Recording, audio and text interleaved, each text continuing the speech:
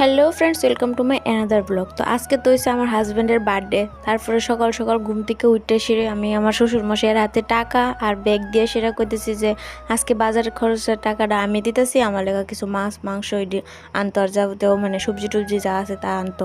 আর দেখো গুড়িয়া এদিকে লুচুই দিয়া পুরা ডাইকা রয়েছে, খেলতেছে।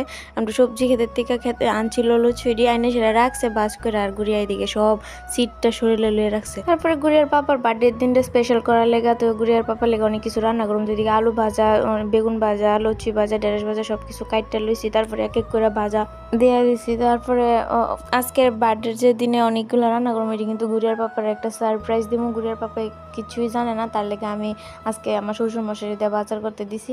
তারপরে সব কিছু বাজার করে লেছি কমপ্লিট। তারপরে মাছের তরকারি লেগে এদিকে ডাটা, কুমড়া ডাটা, আলু এইগুলো বাজিয়ে নিয়েছি। তারপরে মাছ টাছ ধুয়ে সেটা মাছটিরও বাজিয়ে নিতেছি ভালো করে। মানে আজকে গুড়িয়ার পাপা একদমই জানে না এইসব কিছু ব্যাপারে। আমার যা পারছি আমি যতটুকু পারছি ততটুকু করছি। তারপরে এদিকে মাছটিও ভাজা হয়ে গেছে, মাছের ঝোল পোয়া দিয়েছি। তারপরে চিকেনটিও রান্না করে লেছি। তারপরে সব রান্না করার পরে দেওয়া পাঁপড় ভাজতে গেছি। এমনি গুড়িয়ার পাপা আইসে বাড়িতে, আইসে করতেছে দো আমি বাজি। তারপরে তো ভাগ্যিস ভালো যে সব কিছু আগে রান্না করে সরিয়ে রাখছি। তারপরে 2 রকম পাপড় টাপড় বাজছি, বাজতে বাজতে আইসে বৃষ্টি, খুব জোরে বৃষ্টি আইসে। এই দিনকা রান্না করে আর লগে লগে খাওয়া দিতে পারছি না।